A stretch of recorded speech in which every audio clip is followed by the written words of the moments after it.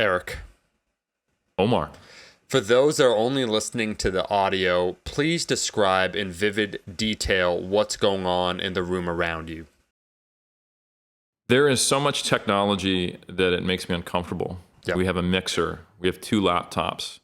We have a tripod set behind one laptop with the webcam. We have an external microphone, and we have 2 very fancy-looking microphones. And even scarier than that, we have 2 Irishmen. One literally holding a beer right now.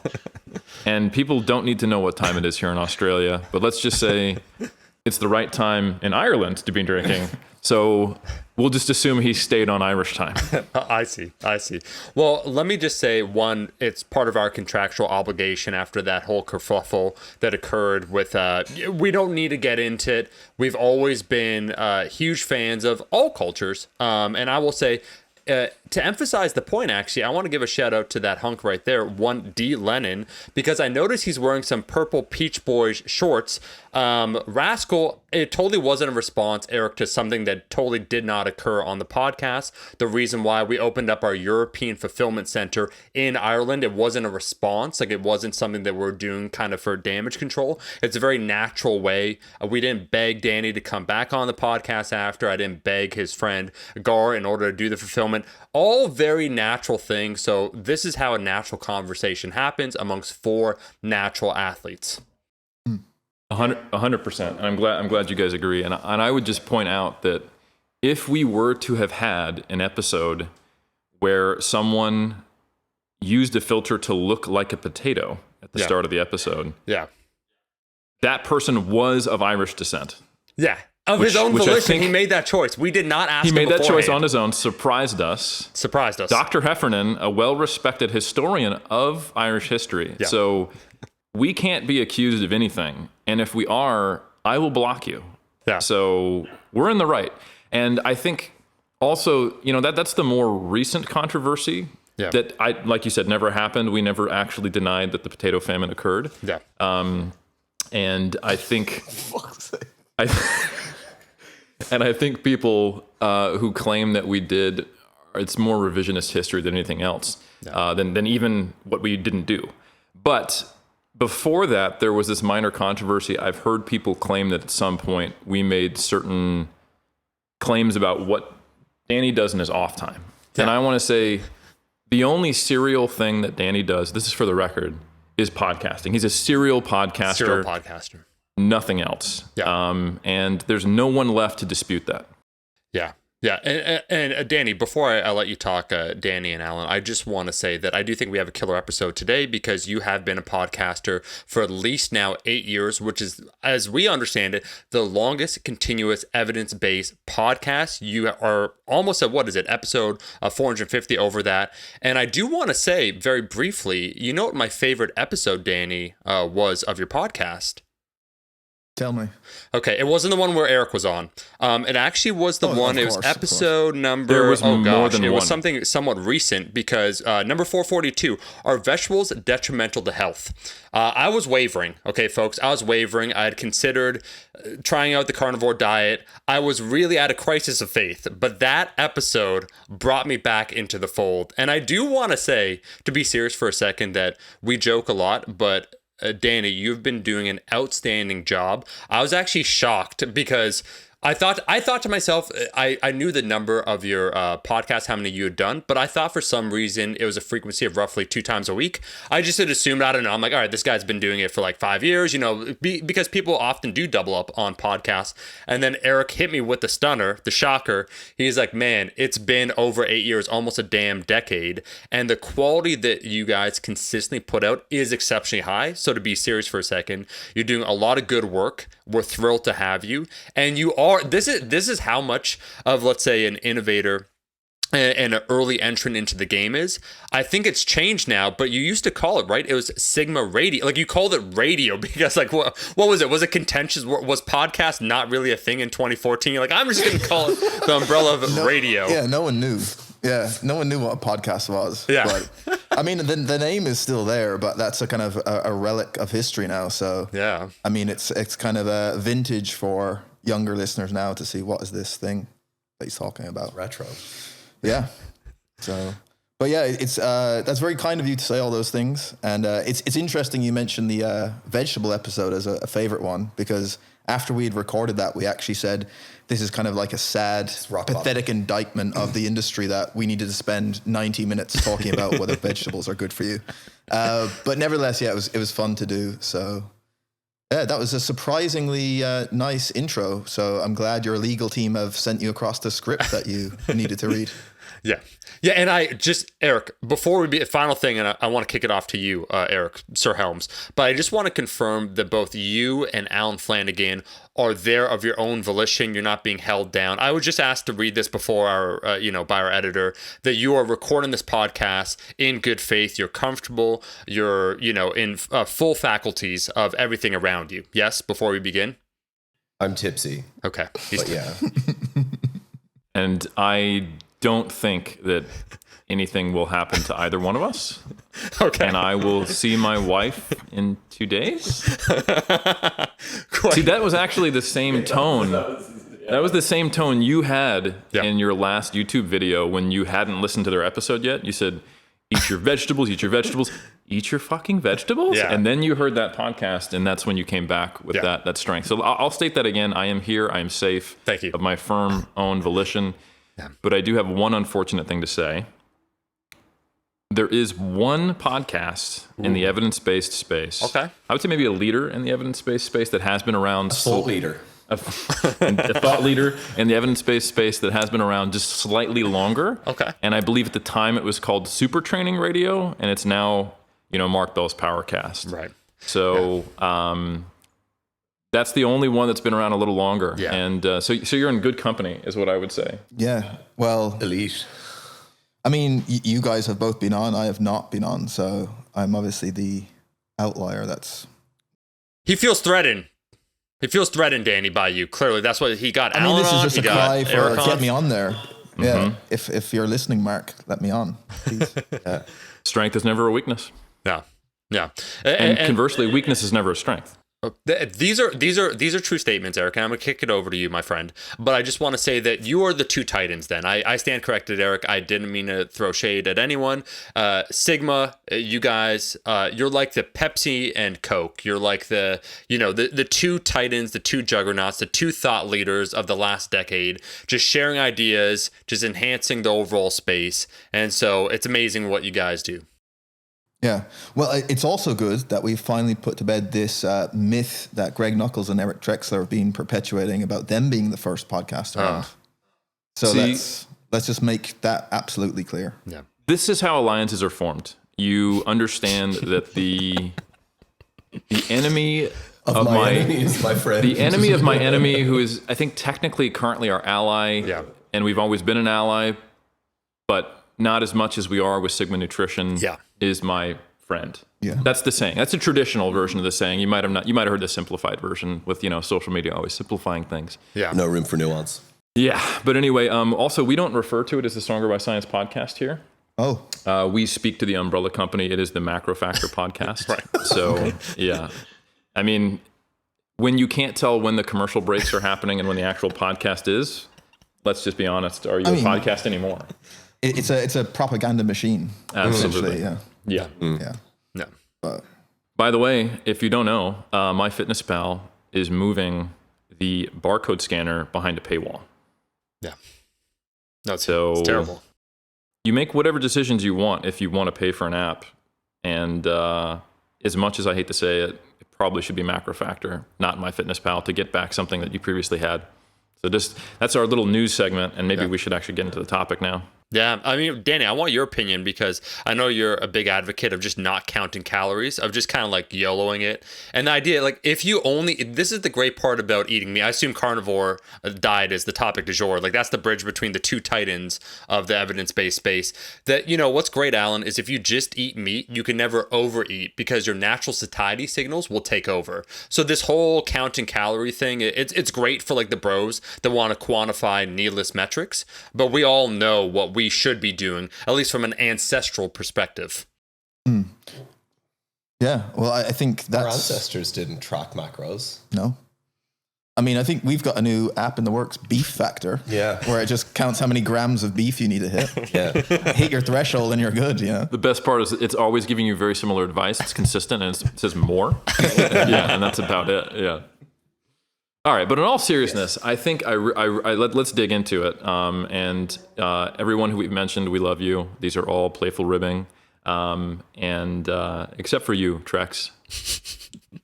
But anyway, to get into the topic du jour, I just want to hear what was the inception of Sigma Nutrition, and did you see this being something that you'd be doing for the better part of a decade when you first started? The short answer is no. Essentially, it started when I started Sigma Nutrition. It was off the back. I'd finished my master's. I'd started writing some like nutrition articles on an old blog by a different name, and had been doing like some nutrition consultancy. And essentially, as a way to build my initial business, my thought was, okay, I need to create some content. So I think the mistake that everyone probably falls into is, oh, I'll do everything, right? I'll do all the social media. I'm going to start a YouTube channel, do videos. I'm going to write blogs every week. And at the time, I listened to like a few podcasts, even though podcasting was relatively small in early 2014 compared to now. But I found it something I enjoyed doing. And I thought maybe I could do this as a way of creating some content. I think I'd like to ask some people questions. And it was nothing more than that initially. It wasn't like, oh, I can turn this into a major thing. It was just another source of content. But pretty quickly after starting that, I found, so it's the intersection of two things. One is, of all the different types of content, I found I naturally gravitated towards that of I enjoyed it and felt I had some degree of competency. Probably looking back now, I was probably terrible. But in that, I enjoyed that format of asking questions in a long format, as opposed to creating videos or other types of content. And then second, it started to pick up organically after like the first couple of months. It started to tick up and continue to grow.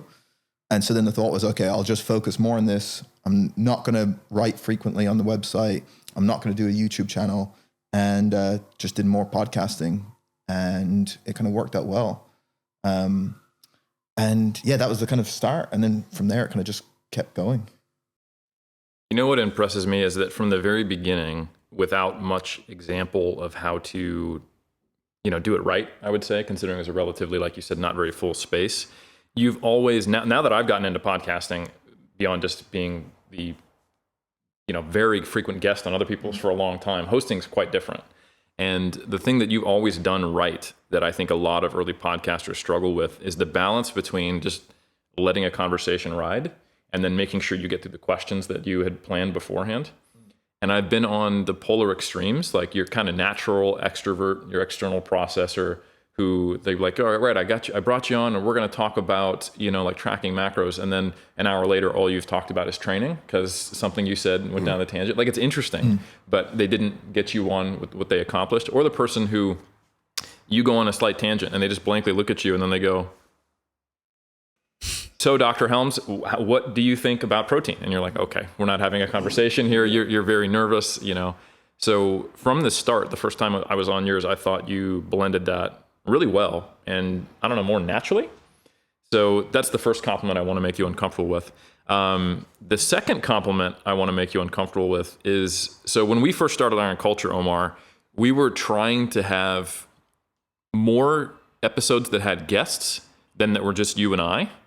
And the challenge of doing that on a weekly basis, the networking and the amount of connections you have to have, and just hoping that someone responds to you in time, and then trying to work ahead when you're also doing other things. Like, we both have other, businesses that we run and lives and stuff like that. That quickly became untenable for us.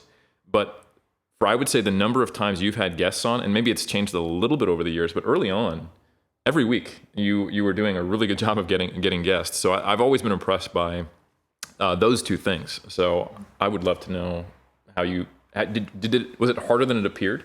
I don't know. I think the first point you make, I think that probably came around because of two things. Number one is I always knew from the start that I wanted to be really well prepared for any conversation.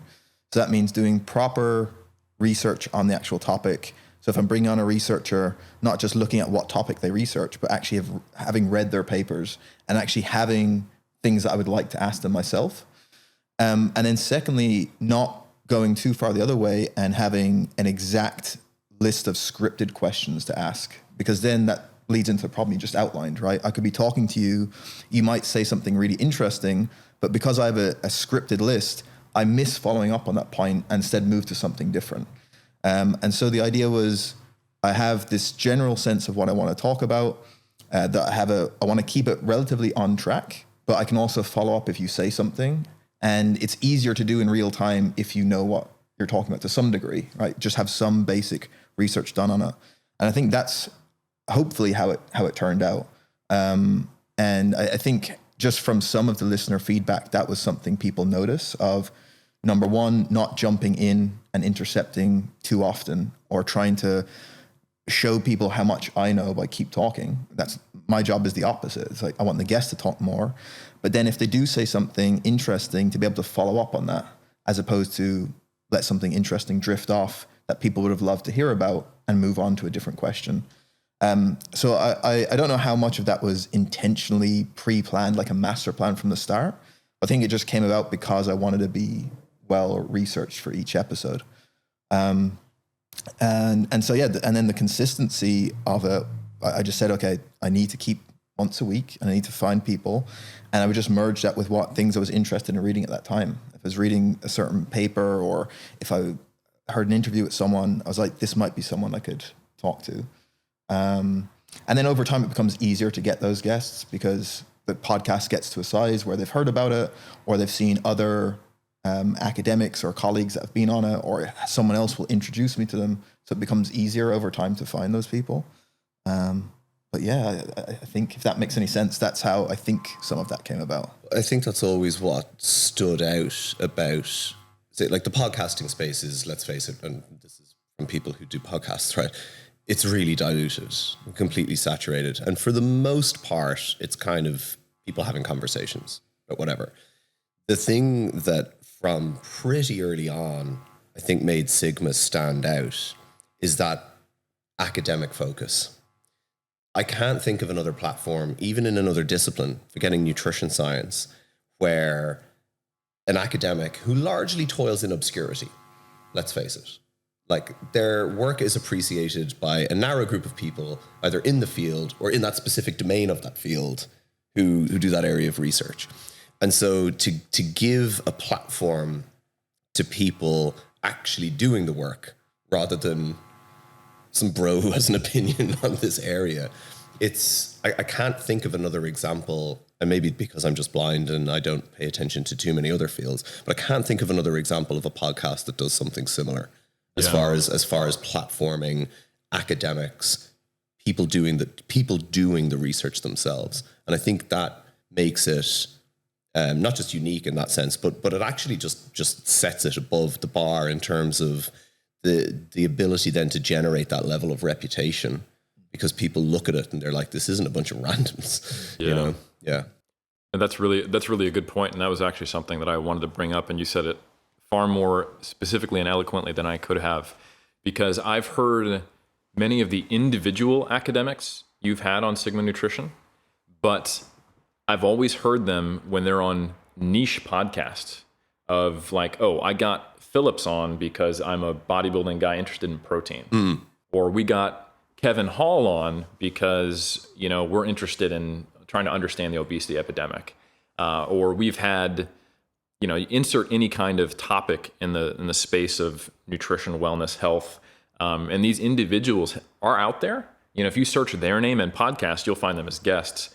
But to have them all on the same podcast with regularity, it's kind of astonishing to me. And Alan, like, you and I are embedded in academia, not as much as like professors and academics who've been around for a long time, but my first thought was like, I'm embedded in academia to a certain degree, and we've had a lot of academics on, you know, Iron Culture, but I just couldn't do what you like without actually being embedded in it. Danny has managed over the years to get pretty much like everyone. Like there was people in my master's when I did my master's on protein focus, who I'd never heard speak until Sigma Nutrition, but I'd like their last their name stuff. Yeah. was all over my EndNote, you know? And, you know, I like, I might be at that conference when they're there, but when I can't see them because they're speaking on a different day or something. And I think it's kind of astonishing to me that there is basically just one podcast that has almost every domain or discipline that is even remotely related to sports nutrition, and everybody on there, including a ton of, especially now that you've been on there and now that Neve is a part of it, it's branched into more and more health stuff as well. And it's found a nice kind of this cross section. So I'm continuously impressed by the quality of guests you have on in terms of their academic credentials. By far, it's there's a real, like you said, it's not even, I wouldn't even say it's a step above. It's just there's nothing else. There's nothing else doing it. Yeah. Like for example, Lex Friedman always has some very interesting experts, but they're always in, you know, he doesn't have a theme to the podcast. Yeah. He's interviewing all sorts of people from various different domains. So it's not specific to anything. But, you know, again, he would be someone that would have regular, highly credentialed, qualified academics on to discuss, you know, nanoparticle quantum dynamics or whatever the hell he's chatting about. But it's not domain specific. So I think to have something that's domain specific and is academic focused it's unique. Yeah. And just to keep making those connections, like Omar and I, we've had a running bit lately joking about how we've hit rock bottom. Which we've actually found that there's a new level to that rock bottom where we're now finding Instagram posts we like and then making podcasts about that. So we're taking the lowest common denominator, and we don't ask for permission either. So just like, you know, shout out to Sam, shout out to Chris Barakat. They make something on Instagram that one of us sees on a regular basis that we like. And then we somehow take, you know, their story, not even a full post, and we go, you know, we can make a podcast out of that. And next is when Omar gets back on YouTube. Yeah. He said, I'm going to do YouTube shorts. And I'm like, sweet. Because then we can take your YouTube short, and then we don't have to steal from anyone. We can just expand that into an hour-long podcast. And part of that's because, you know, both of us, we thought that we knew a lot of people and that they liked us.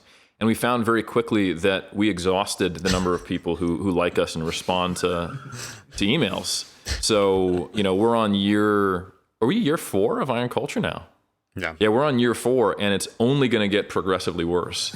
While I've been very impressed that Sigma Nutrition has upheld a standard of like, you know what? We're going to get this man or woman or like key, you know, person in this field. And, you know, we did that on like, you know, maybe 1/3 is good 3 years ago, and it'll never happen again. So, yeah. Yeah. I mean, it's probably down to your typical method of let me do an interview and then burn the bridge with these people.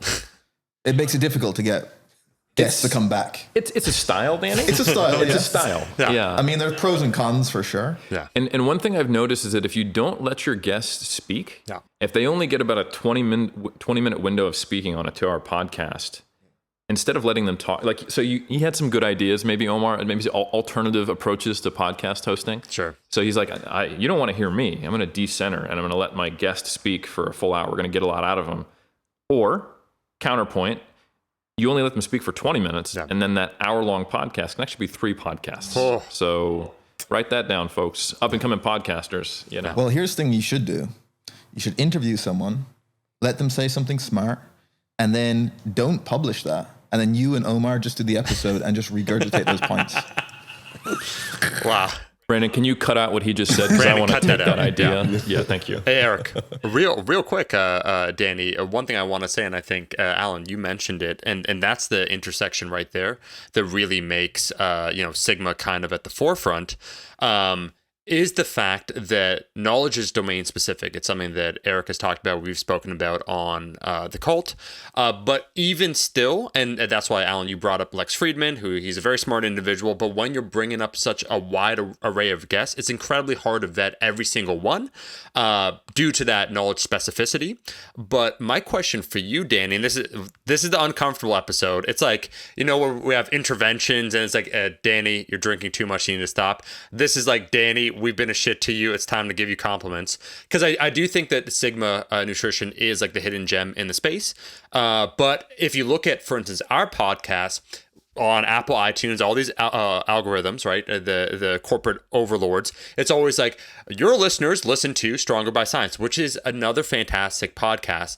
But I think Sigma doesn't get, like, it does get its respect. But what I'm trying to say is that the width of topics you cover and you handle the complexity so well. You bring the guests on, it's thorough, the interviews, they're able to convey their ideas in a way that's digestible, that's understandable, but also you give them enough time to explain it. But the width of subjects covered while still having that high quality of information, I think, is the thing that makes it really unique. Whereas, like, Eric jokes, like, this is why I love Eric to death. He will keep it. He wants to keep it within his field. So it's like, these are the guests. Here's what we're going to talk about.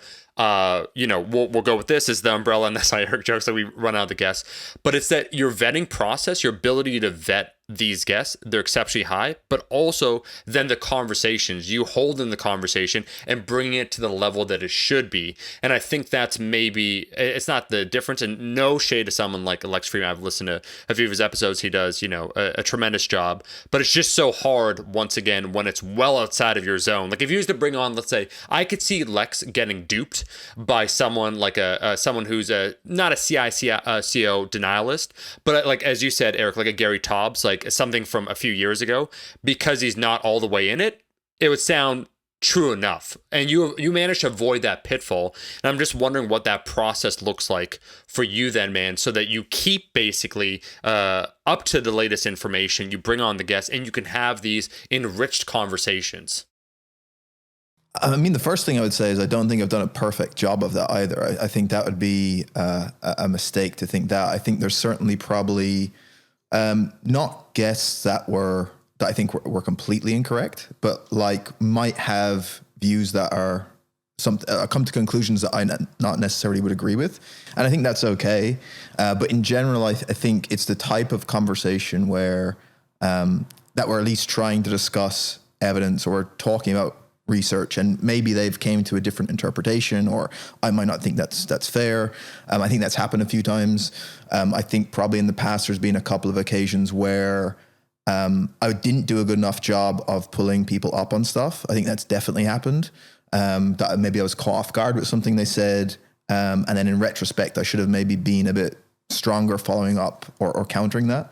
So I just want to make that clear. But by and large, beyond that, I think there is something to the domain specific expertise. And I think that's why I'm more confident in areas that I've done enough, I know, looking into, but also talking to people in that field.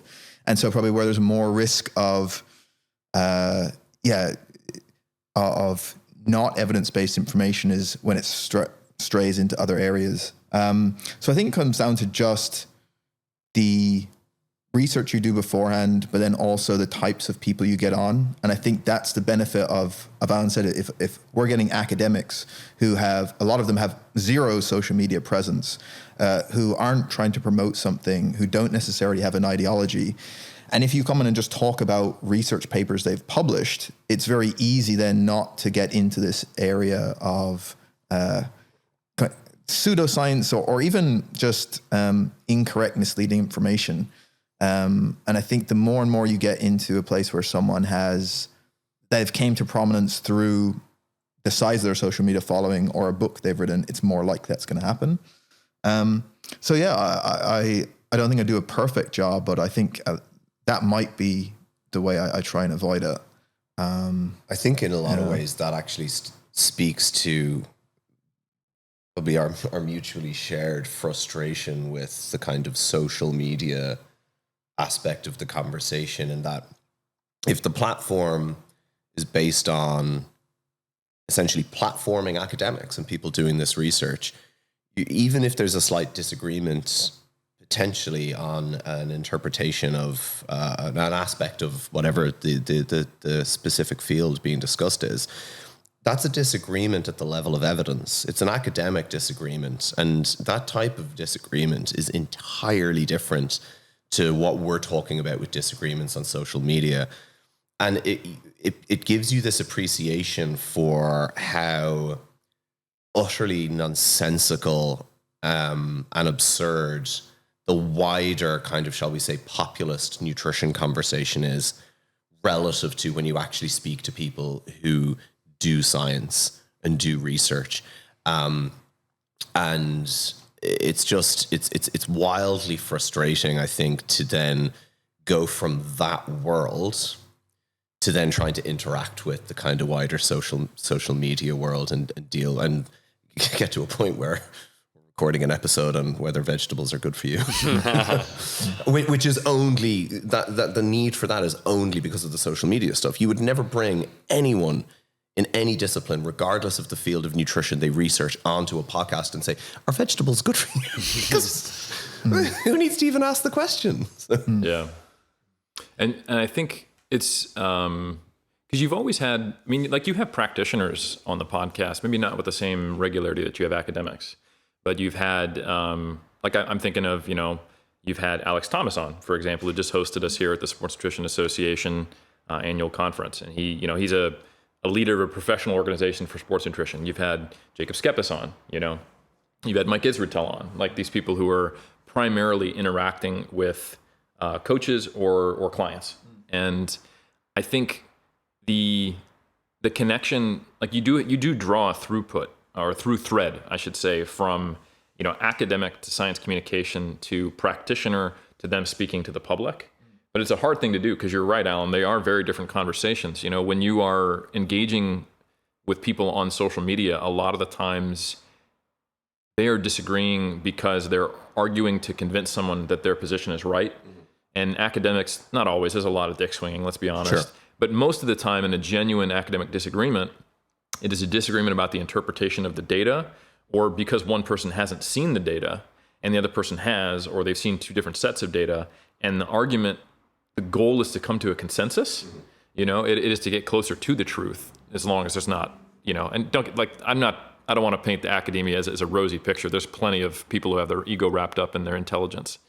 But it is interesting. I want to segue to your entrance into the podcast. I think you're known for being frustrated, and like annoyed with this. Yeah. You're known for being annoyed by the things you just stated. Sure. And I want to know how it's been for you being embedded in academia and now getting to a point, because we've talked about it a little bit, not only previously, but also on this trip, how you've decided on, okay, here's who I'm trying to reach. And it is not necessarily just the person who's getting onto social media and trying to find information about nutrition with no background. You're going, look, I'm putting out academic content for people who are interested in academic content. And that's what it is, and that's okay. So I find it, I think it's a good thing, because many podcasts, if they were like, oh, we have a very, very academic focus, we have a niche audience, there's plenty of people, like you could get a business coach who would tell you like, oh, we gotta simplify your message. We gotta get it out to more people or something like that. And I don't agree with that. I think I told you guys in a moment of trying to uplift your natural cynicism that the number of people, like if you're someone who listens to Sigma Nutrition Radio regularly, you're someone who is heavily involved in either practice or academia, potentially trying to communicate to large numbers of people. Like each time you help one personal trainer, over their career, you're potentially helping thousands, So I think the impact of Sigma Nutrition Radio and podcasts that speak at a slightly more academic level about these nuanced topics, it's not measurable in the typical metrics that we are told matter as people who are online, business owners, because it is giving tools like you talking about, okay, are vegetables good or bad for you? It's like, this is a waste of time. No one is seriously considering this. This is a fad. It doesn't matter. There's never going to be an academic, investigation showing, oh, actually, the carnivore diet is pretty good. Why are we doing this? But in reality, there are so many personal trainers, nutrition coaches, sports nutritionists, science communicators who deal with a very confused populace, but don't necessarily know the data or the discussion well enough to have that ready when they're dealing with people who are constantly out there arguing to convince you. And they're happy to use logical fallacies. They're happy to just use, cherry-picked data or quote-unquote data like, client pictures. And I think you are arming a lot of people with the knowledge and the confidence to be able to provide counter narratives to some of these harmful things. And I think that is actually extremely valuable service. So just to put that out there. Yeah, thanks. And I think those specific episodes we do and the segments, the Quack Asylum episodes. So for people listening, if you're not familiar, these are essentially episodes where we take a position that we see as quackery and we play a few clips of where this came from and talk through it for basically 60 to 90 minutes, which is where that "are vegetables detrimental" come from. And the idea of those is not that we think really any of our audience tends to believe those things. Like you said, our audience is relatively well informed, and we don't think they feel those things, right? Or we could have personal trainers that already know their clients don't need to cut out carbs in order to make progress. But the problem is if they receive questions from clients or followers and say, hey, you're saying that I don't need to do this, but I've watched this YouTube video of this person saying X, Y, and Z about insulin. How is that not correct? And it can be difficult to actually have answers to that. And so the whole idea of those episodes is to walk people through where these claims come from, what your clients and followers are likely hearing, and then why those things are incorrect and how we can explain them away. And that's the idea of those episodes, is to essentially do what you've outlined. So that's why, there is, we say it's kind of a sad indictment of things, but we also see the value in that type of episode, and it's kind of intentionally done that way. And it's not just the kind of discussion of evidence. I think part of it as well is helping to arm people with some basic critical thinking faculties and the ability to spot some common, because the fallacies that are offered for nutrition explanations are typically the same. We see the same fallacy repeated, appeal to nature, appeal to authority. Relatively, what it's being offered to justify may change over time, but the fallacy itself remains the same. So for a lot of people, a point of those particular podcasts is, look, you don't have to be an expert to necessarily figure this stuff out. You don't have to necessarily end up being like, I wonder what the lads think of this claim. If these kind of episodes help them to then get to a point where at the very basic level, they're asking for evidence. You don't have to be an expert to put to someone on social media, like, what evidence is supporting this claim? Be a total layperson and do that. And if you're able to identify some fallacies, you don't even need to have scientific literacy in a specific domain to recognize some of these stuff. So a big part of those episodes isn't even the discussion of evidence for the benefit of fruits and vegetables. It's helping people realize, and that's why the clips are played verbatim from whatever the quack has said, is because you're able to then say, look, that this is the kind of rhetoric they've deployed. These are the types of fallacies you could break down from this statement. And that arms people, I think, in the public a lot more than, say, some of the more nitty-gritty academic detail and nuance and methodology discussions that we would do in the episodes where we break down a paper. That's aimed more at your dietitian, your nutritionist, your personal trainer. And I've had this debate with people as to whether your dietitians, nutritionists, PTs, strength coaches, or otherwise kind of need to know that evidence, that methodological detail. And I've had people say, well, they don't need to know it. They just need to know the answer. And I'm like, I've seen people now getting it so wrong so frequently that I think they do need to know that. And I think if someone's asked, well, I've heard now people say actually low sodium's also bad for you as well as high sodium. And they need to be able to actually explain why methodologically that arises. So I think the methodology and that slightly more detail that we delve into from a purely scientific literacy perspective is important, but for a different audience.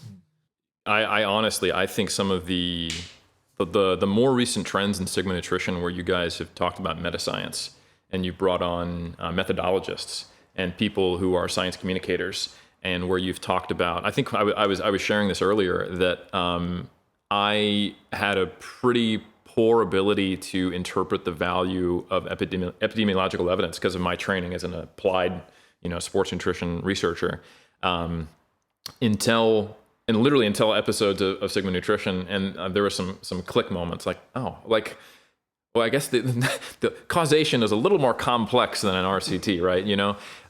And like you didn't have to go through the math of a multiple regression to explain it or what covariates you're controlling for. It was very conceptual in nature. And as someone who is not strong in stats, I had zero issue with it.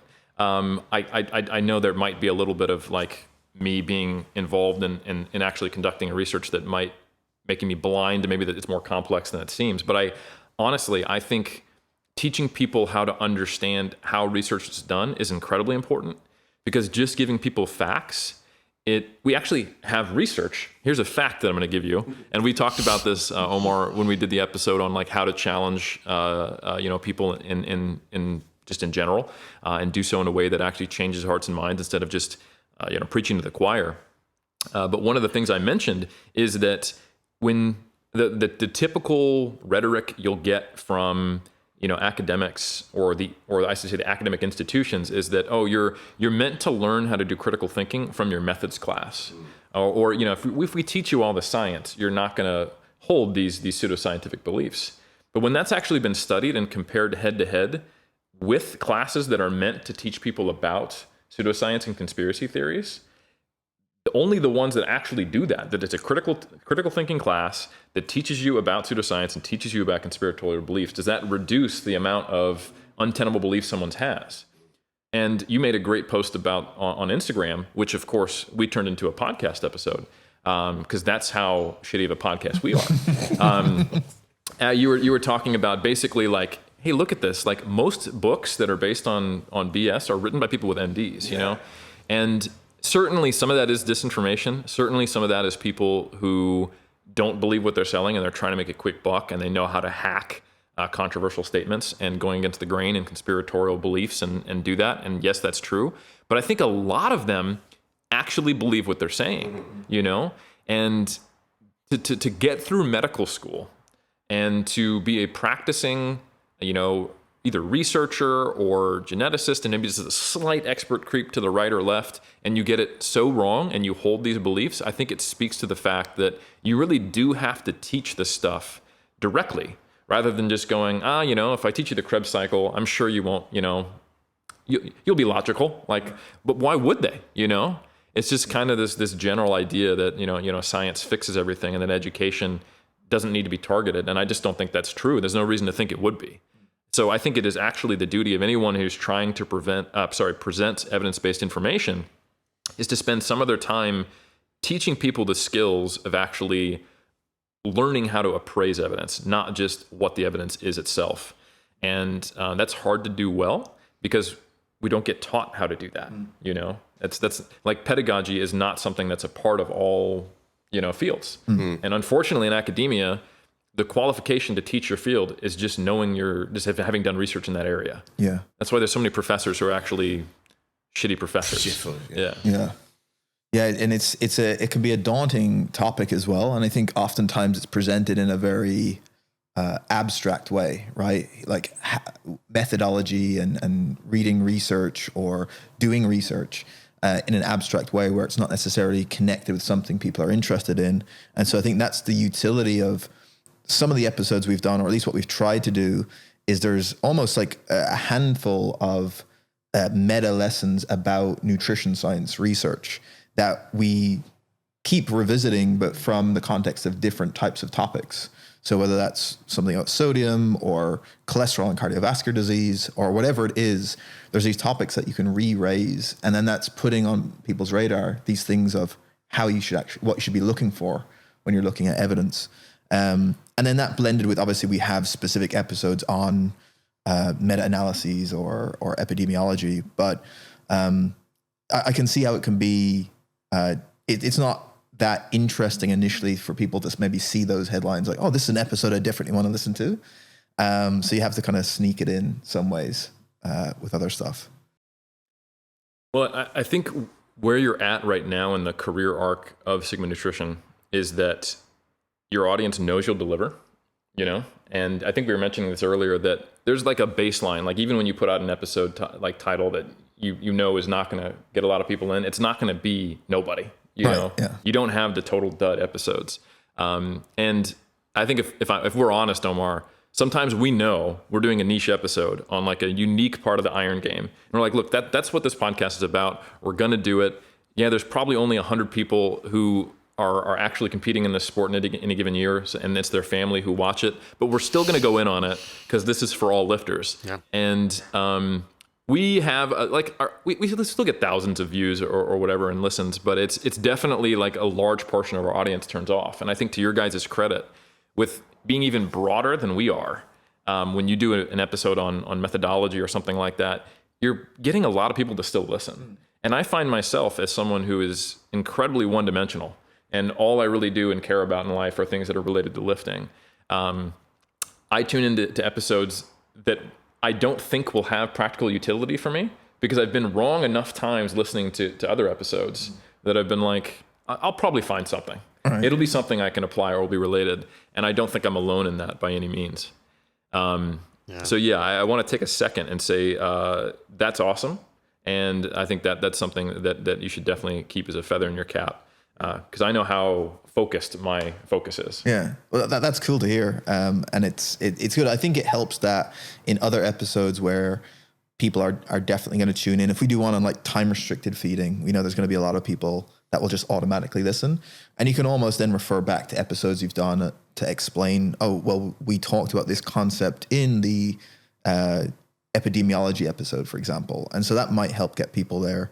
But we also do it in a way where I know not every single person that listens to our podcast listens to every single episode.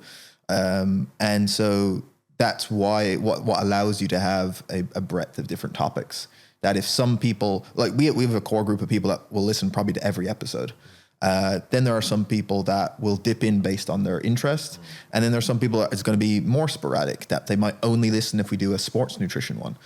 And that's completely okay, because then you're still getting people rotating around. But yeah, we're kind of lucky enough that there's a core group that just love nutrition science generally, even as something that's interesting to listen to, even if not immediately applicable. And then, yeah, it's a bonus when it is. Yeah. I mean, there's so much to talk about here because, as Eric alluded to, I think if you need that come to Jesus moment, folks, if you need that, you feel like you're in the crucible, Danny and Alan, like in terms of reach of the podcast or whatnot, in a very direct way, just what Eric was hinting at.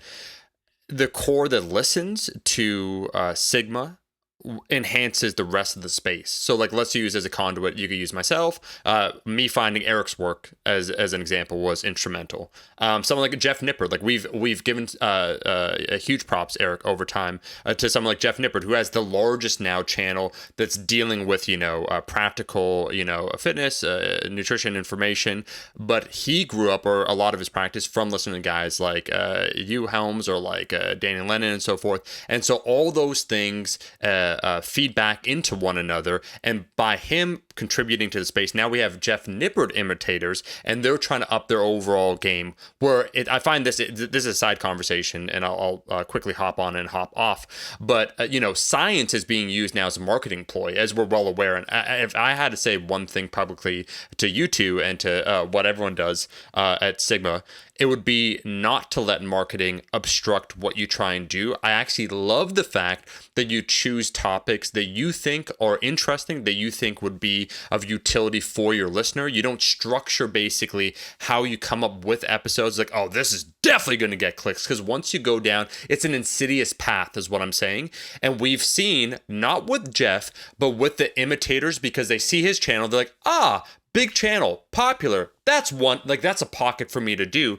That you've kept it true to yourself. And by extension, then those feedback loops of people like myself listening, or let's say Jeff, or even when you're joking, Alan, when you said about that episode, are vegetables bad? On the surface, you're like, okay, utility. Like if someone needs to listen to this, like, wait a second. One, are they really part of our pocket? Two, like, do we really need to go into this? But that might be the episode that people click on not knowing Sigma Nutrition. Boom, they listen to it. They like the personalities. They get into more and more. And then before you know, they're talking about methodology. And then I just want to say real quick, there's a question after this, Danny, for you in particular, man. But I just want to say, with that patented humility that always makes me feel terrible for about 5 to 10 episodes after we have you on, when we make jokes about you, because I'm like, gosh, like he's such a humble dude. This is painful, but we're gonna do it anyways, because that's just the way we roll. Is that when you mentioned that you had guests, like, because I asked about vetting, and you said on occasion there'd be a guest where you wouldn't necessarily agree with what they're saying, especially spur of the moment. Don't you worry about a thing. Myself and Eric, we've had a few times. I'll just say that we had someone come on. I forget, there was some bullshit training topic. We had this person on. They references out of nowhere climate change denialist, this mathematician that's a contrarian. We're literally, Eric and myself, just trying to talk about getting biceps bigger. Goes on a 10-minute rant of how, like, basically climate scientists are wrong. We want to keep things rolling because I know Eric's either going to go in on this or he's just going to completely brush it off. And we're like, okay, so we just platformed this dude. We were just trying to talk about biceps, and here we are. So I just have to say to you that we can 100% empathize with that. That's one, something that you said. Two, what Alan said, two, about the idea, this naive notion, and this is the one I want to ask you, Danny, in particular, because you're trying to craft, episodes that have a high utility for the listener, whoever the listener may be.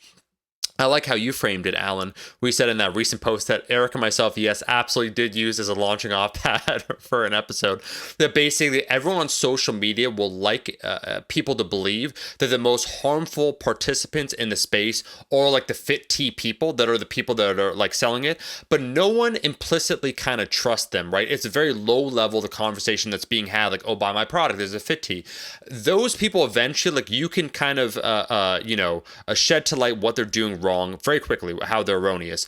It's far more harmful, those with the MDs and so forth that are releasing books, the bestsellers, and so on and so forth, that really not enough people are taking to task. And we like to have this dichotomy between those that are in academia, let's say, and those that are just willful participants in social media that are by far doing the most harm. My question for you, Danny, from crafting content now for damn near 8 years, seeing how people respond, seeing what does well, because you have the observable metrics just like we do. You see an episode pop off and so on and so forth.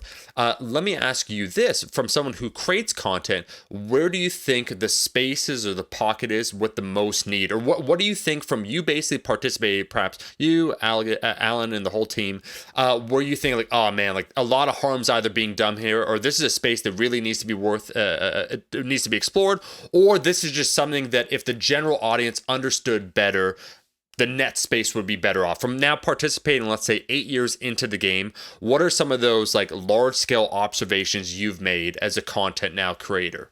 Yeah, I mean, there's two ways to look at it. There's one of like general meta ideas, and one is specific topics. And I think what we've tried to do with some cases where we've highlighted misinformation is essentially look to places where that person is maybe not necessarily an obvious, complete quack, right? Like, there's no need for us to do a full episode on Dr. Mercola talking about all sorts of crazy stuff, right? It's just not that interesting or useful.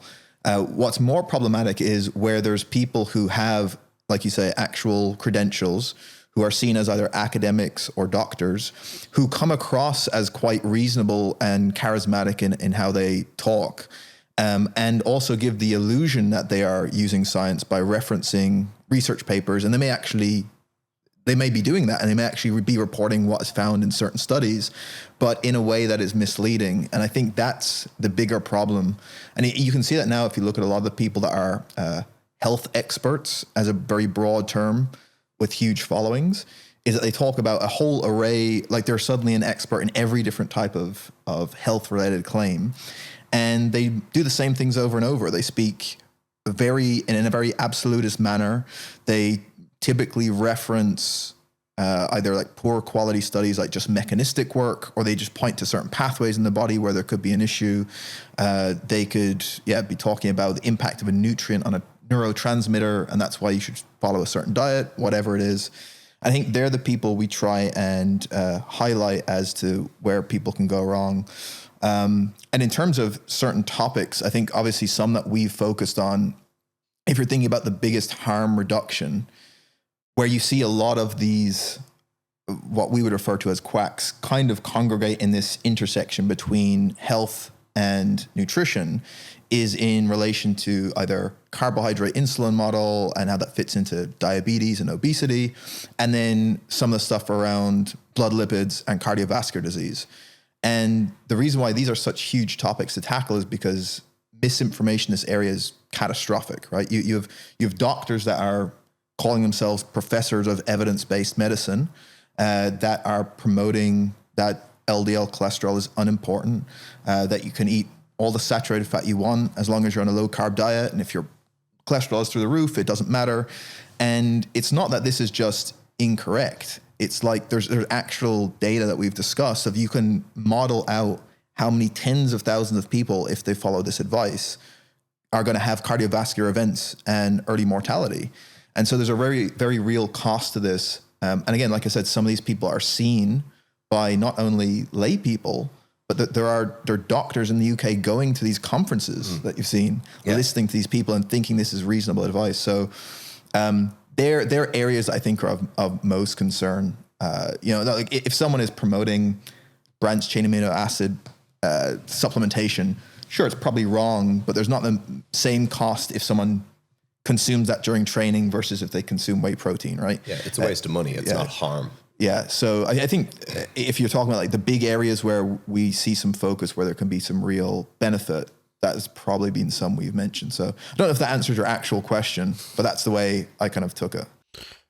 No, 100%. I think you did answer the question, and I would say as a participant then in the space, crafting the content and seeing how people receive it, what are then some of the areas you think that the greater audience, not those that basically might be listening to someone that is an advocate of high saturated fat diet, would benefit from? Like what you see are missing gaps that are not widely spoken about or not widely discussed. So you brought up the example, let's say like branched chain amino acids, like in our space, it's now kind of become a meme.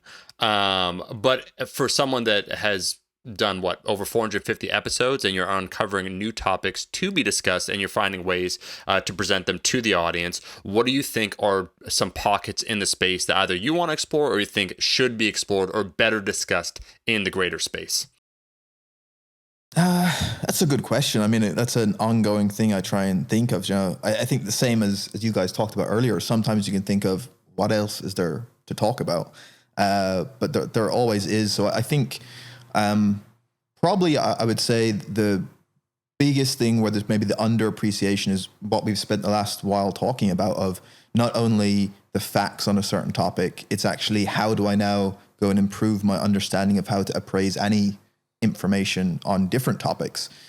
And I think that's maybe the undervalued thing from most people that are interested in health, fitness, etc., is the meta lessons they should be taking from conversations, as opposed to, well, just what's the TLDR? What's like the few things I need to know? And that applies to like training programming as well, right? And maybe I'm just weird that I'm built differently, but like rather than something very prescriptive, I'd prefer listening to like a philosophical roundtable with like if Eric and Mike T and Greg Knuckles were talking about something deep. Yeah. And that's what comes to mind. Right.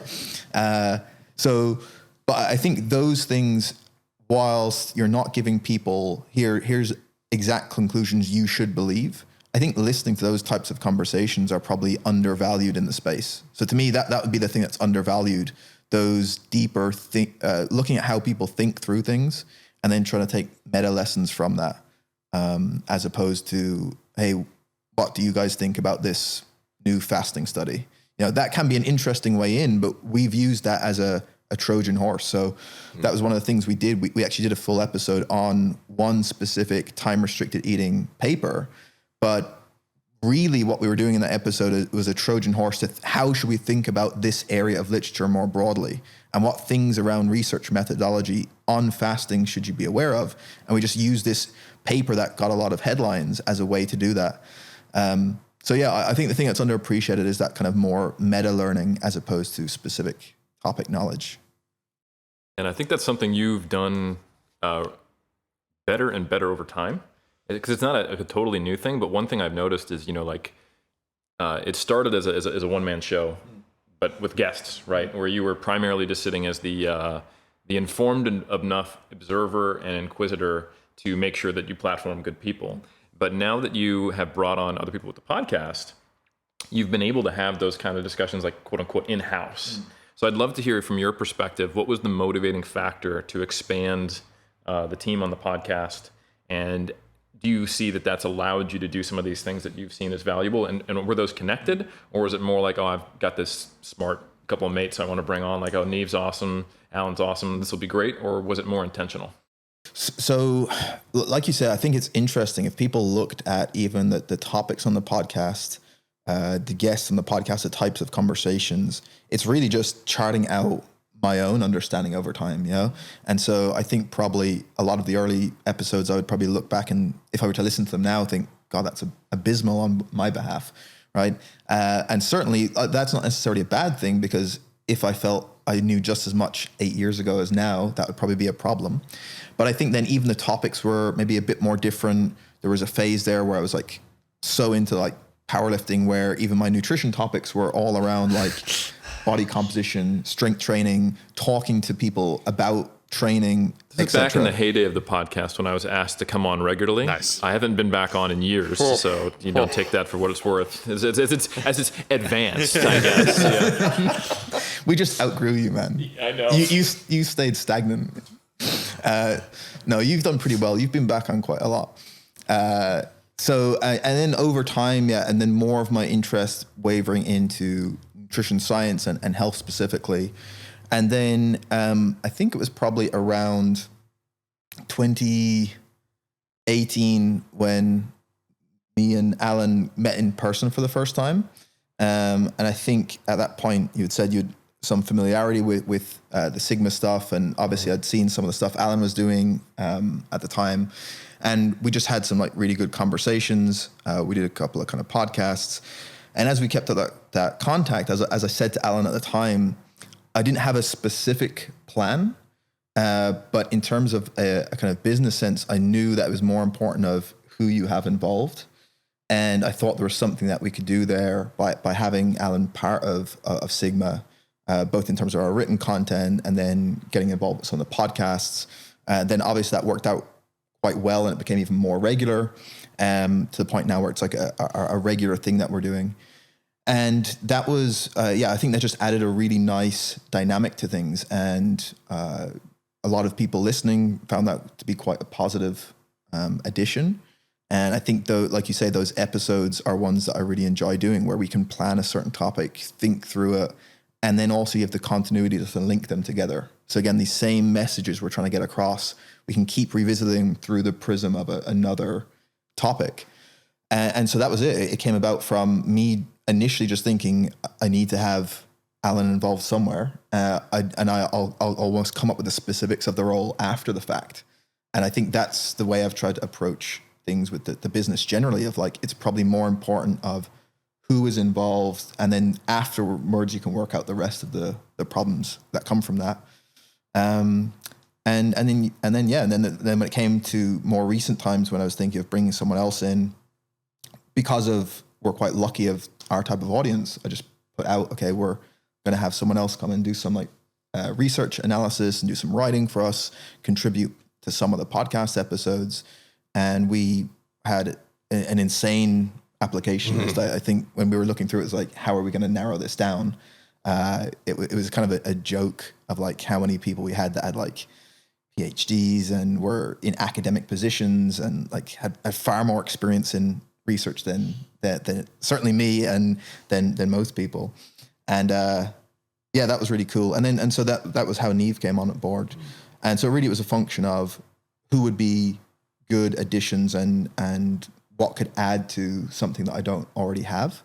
I think that happened with Alan, and then obviously with Neve, she has a skill set that's even different from both of ours. Yeah, like her background in like statistics, her broader involvement in health research and advice. So that's how it kind of came about. I went from there. And I'm curious to hear what it's been like for you, Alan, coming into a podcast that even in 2018 was I would say, a pillar of kind of the nutrition space. Well, it was the pillar. It is the pillar. I came across Sigma probably around 2015. So I reckon the podcast was in its early days. I started my master's September 2015.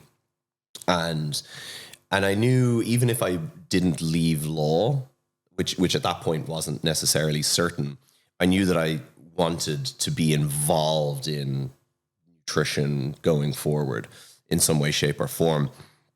And so, you come across this podcast, it's Platforming Academics. It's an Irish guy doing it. You're just kind of, oh, this is cool. And then you're listening to it over time. And I think part of why I wanted to do certainly a master's was, I've gravitated probably my whole life towards a more academic level of conversation. So I didn't really, I listened to some other, I think we talked about this before, but do you remember Underground Wellness? Yes. Sure. I used to listen to this, but so don't get me wrong. At the time, I used to listen to some stuff that I would look back on now and be like, wow, I listened to that, But again, that was the very start of kind of developing my own kind of more domain specific knowledge and academic skill set. And by the end of my master's, I certainly would be able to see through a lot of what I was hearing on some of those other podcasts.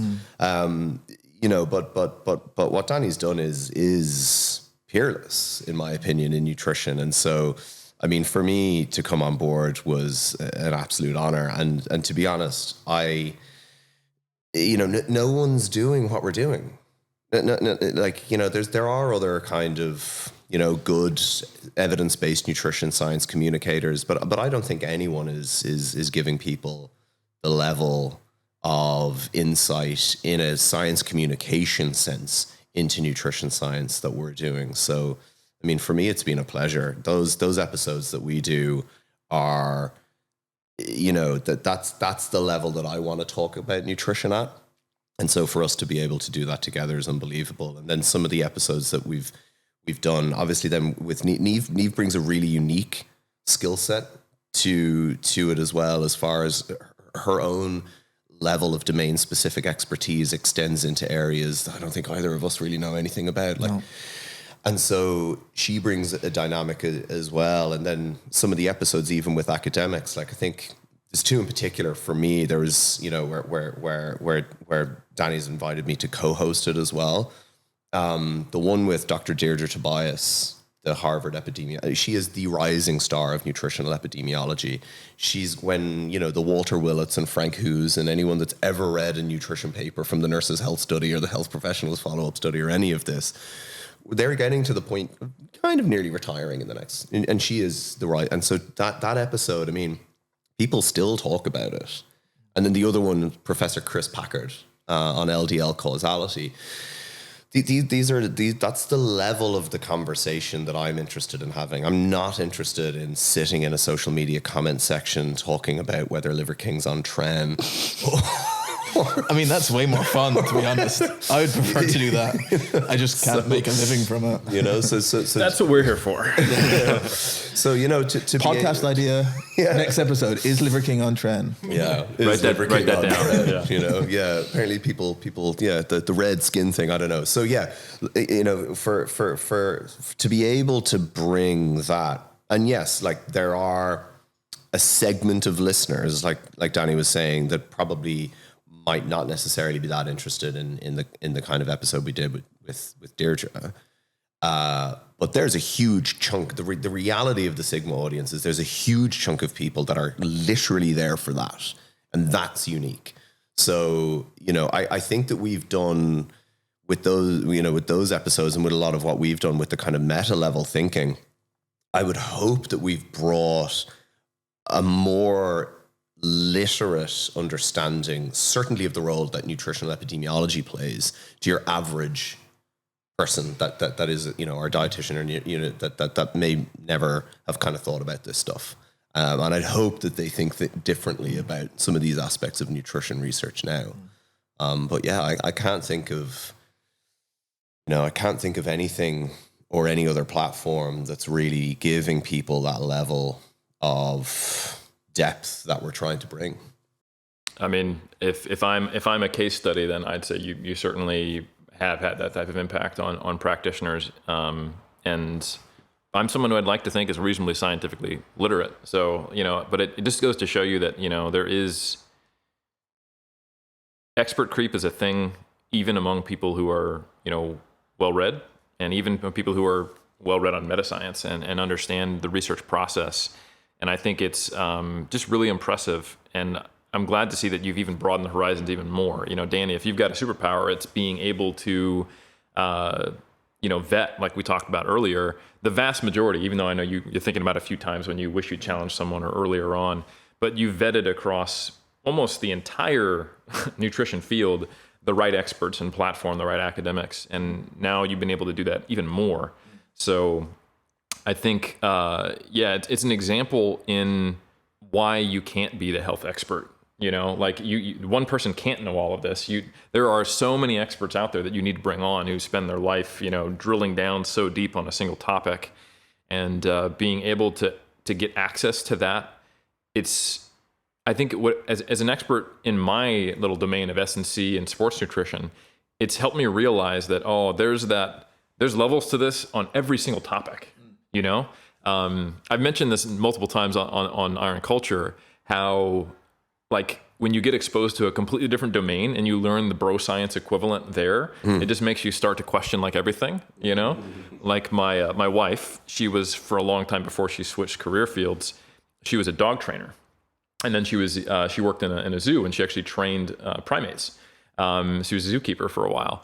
And when people bring up Cesar Millan, you see her roll her eyes the same way we would, rest in peace, with like Charles Poliquin, and like him doing skinfold testing to test like hormones or whatever. And it's like, God, every trainer thinks he's the science god and he's not. And she's like, yeah, every dog trainer thinks he's the science god and he's not.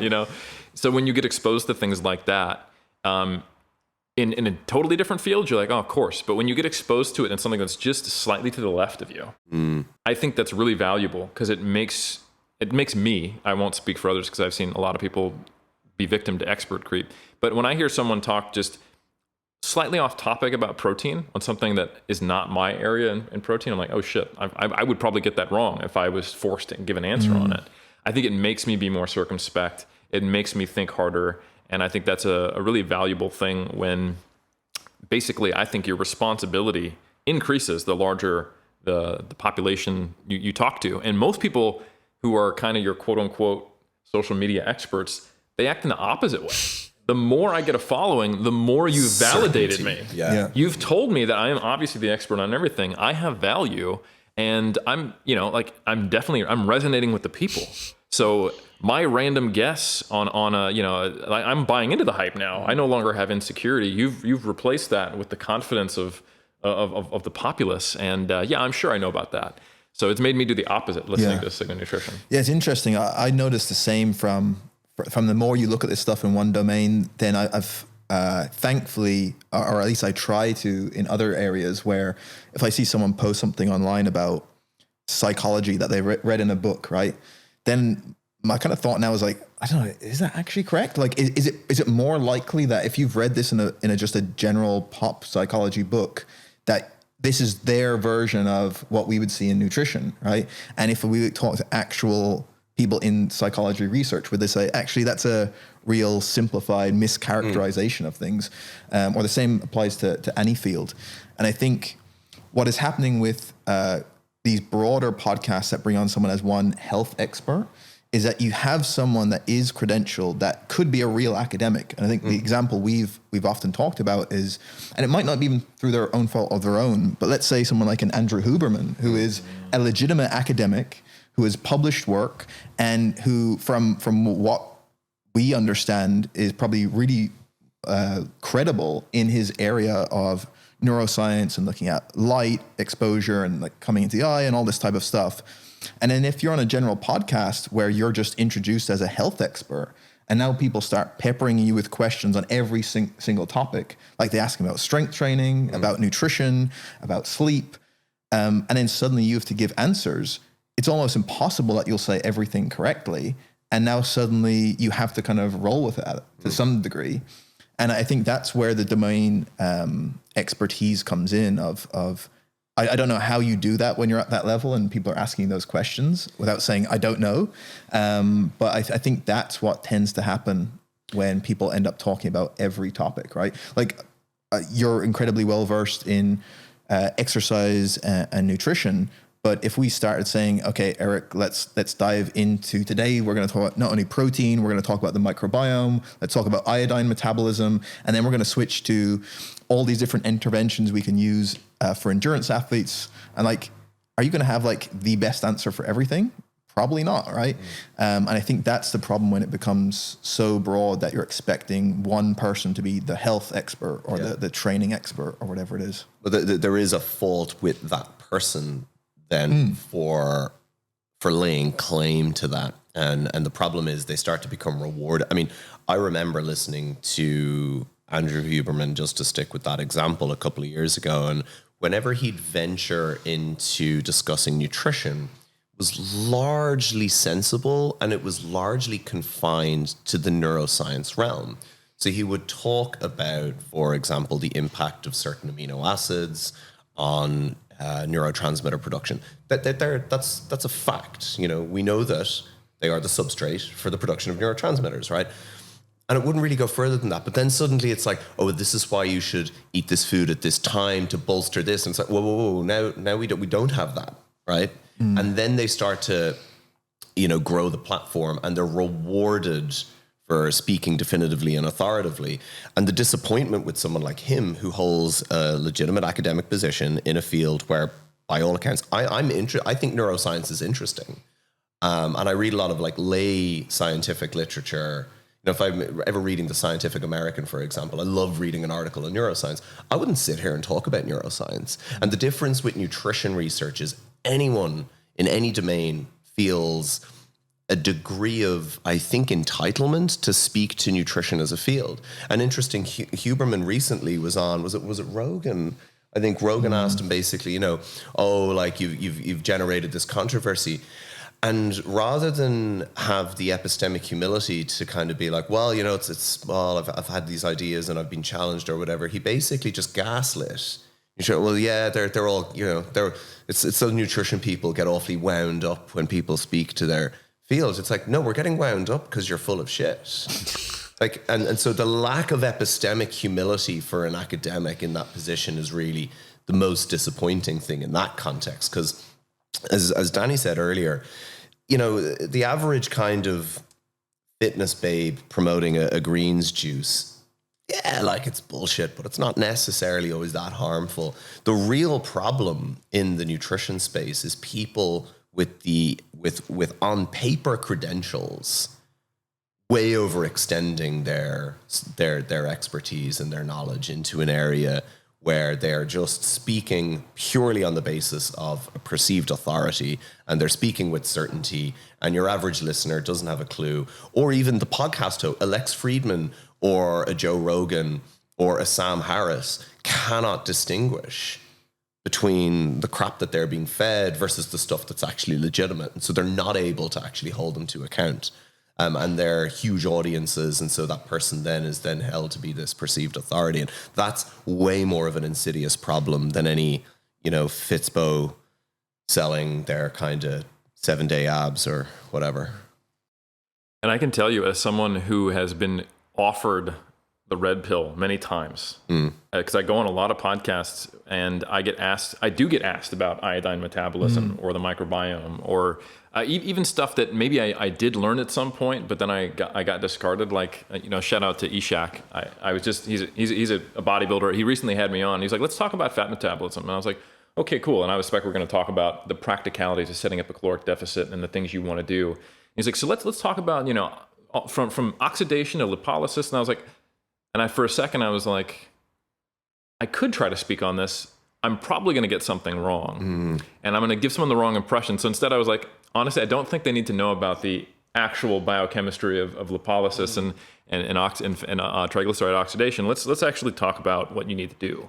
But the problem is when someone gives you that level of respect and the assumption that you probably know everything, it feels good. And that's the problem, Omar, is that it feels good to be told that you are the all-knowing guru. And if you get told that enough times, and if you don't get challenged in any way that really is a threat to that self-belief, you do eventually start to buy into your own bullshit, you know? And it is a very unfortunate pattern that you see in people who are legitimately knowledgeable in their domain and provided sometimes groundbreaking information. Like, you know, I took a shot at, Poliquin earlier, you know, rest in peace, because of the whole skinfold pinching thing. But people don't know that in the 80s, he was the first one to publish a paper on daily undulating, you know, periodization. So, like, yeah, like, how do you hold that at the same time as the guy who was like, yeah, I went to South America and the avocados put 7 kilos on my muscle? And it's like, I don't know that he was full of shit at that point. I do wonder how much was he just like, oh, they see me as a guru. Am I a guru? I am a guru. I am a guru. I am a guru. I know what I say is correct, you know? Yeah, so, yeah. Yeah, there's a self-fulfilling thing that we've talked about a number of examples. I mean, Tim Noakes is a great example in nutrition of like his early work, his actual domain of sports nutrition and hydration. And he published all these papers around hydration that were like at the forefront of that field at the time. And then you see through his own kind of personal experience, ventures into the whole low carb area, and then starts getting all this fanfare around him. And you're invited to conferences and there's people clapping. There's the famous one where there's people singing and for him when he's on stage. You'll never walk alone. Yeah, as he's on stage at a low carb conference. And so you have this whole thing built around. So I can see how that reinforces that. It happens all the time. So yeah, people can, and that's the thing of like, it's not to say everyone then needs to be dismissed. It's like, okay, how do we work out where the line is, where this is probably an over extrapolation, or this is an area where they shouldn't venture into. And I mean, even recently we've been talking about some examples that come up on social media where, again, you have someone in an area that might be, particularly when they have the ability to read research, and then, I can venture into any field now, and I know how to read a research paper, and then I can come to conclusions after doing this for a week, and that will override. No one should squat and deadlift. Yeah, the nuanced position of people that have maybe been looking at the same question I care about for the last decade. Maybe they have something to offer, and I think that's the thing to avoid.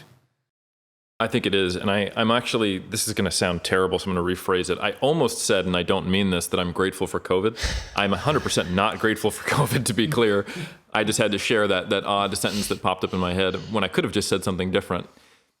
I don't know why. I am grateful for the fact that people have become very aware of how easily conspiracy theories can take hold, that you are not immune. You know, to kind of understand that shared human experience. If you're in the right information stream, if you are in a emotionally compromised position, and if people around you who you care about or who share similar philosophical beliefs, you can very easily find yourself believing something that is very untrue. And I think it's been hopefully sobering to the people who watched large segments of our population kind of go down rabbit holes. Yeah. Because there's been more conversations in the last couple of years about pseudoscience, conspiracy theories, misinterpretation of things, you know, and where this comes from. There's also been a mistrust in authority, which I think is, you know, it's a double-edged sword. Yeah. There's aspects that are warranted in some ways, and then there's aspects that are just taking that kind of grain of truth. There are obviously examples of governments and health regulatory authorities and bodies that, you know, fumbled the football in a big way. Yeah. But that doesn't necessarily mean that that's coming from inherent, you know, corruption and malice. It's just incompetence. But the other thing to that point that I think COVID also highlighted was exactly what we've been discussing, is the limits of domain-specific expertise. Because as we know, what happened on COVID is totally obscure doctors or, you know, kind of academics suddenly became the cause celeb for either anti-lockdown, anti-vaccine or whatever. And they built a profile by being a COVID contrarian. And they were the ones that suddenly became the kind of experts in infectious disease epidemiology, virology, and everything, immunology, and everything else. And they built these huge platforms on the basis of being that kind of person. And I do think that's also highlighted for people, we've had a weird run certainly since 2016 with the role of expertise in society. And like you said, the mistrust of authority. But I think in some ways, COVID and the whole period also restated the importance of expertise and the importance of valid knowledge. But it's again, we're still stuck in a rock and a hard place between I think it also highlighted how difficult it is to communicate the legitimacy of that knowledge and expertise to the public in a way that's not patronizing or condescending or disempowering. I think some places, some people and some indeed countries did that just better than others. Yeah. But it's like, what lessons can we learn there? I think as people that are broadly as an area of science communication, and it's something I don't have any answers to that question yet. And that's exactly it. It left us with a question. Yeah. It's holy shit. When something like this happens, it's not just that there's going to be some disagreement. It'll become a little political. And then, there's going to be the way anti-vaxxers were 10 years ago. It's a small segment of people that most of us just kind of blow off. And it's like, all right, well, my kid might have to get a measles vaccine. This is a problem, but it is what it is. With COVID, I think it left us with the question of how do we solve this problem? Yes. And like I said, I don't have the answers, but I know that it's being talked about a lot more, how to vet people, how to, like the Quack Asylum, for example. We're going to play you clips of people saying things that in certain contexts could seem reasonable, especially if you've been exposed to other things they've said. But look at what they did here, It prompted us to have Dr. Ben House on to talk about, how to not get hoodwinked. We've had multiple episodes on this topic that I think have grown out of that question that was posed. And I am actually quite pleased to see that there seems to be a communal focus more on identifying and vetting information rather than just what's the newest study say? What's the newest study say that can be put into these memes? So maybe I'm just kind of bubbled in the Iron Radio Sigma culture, stream of information. But I do think there's more and more people talking about it, at least as I can tell. Yeah. I mean, one of the things is that by trying to identify how we identify these people who are spreading information that's probably incorrect, is that it's very a clear line. And that what we try and do at the Quack Asylum is that these people who are, in many cases, we think willfully spreading bad information for their own personal gain, they're the ones that deserve criticism, not people who actually believe those things. Because as you noted, we can all fall for it. And I have fallen for many of these things that we talk about now. And the people who fall into that, they do it because it is compelling.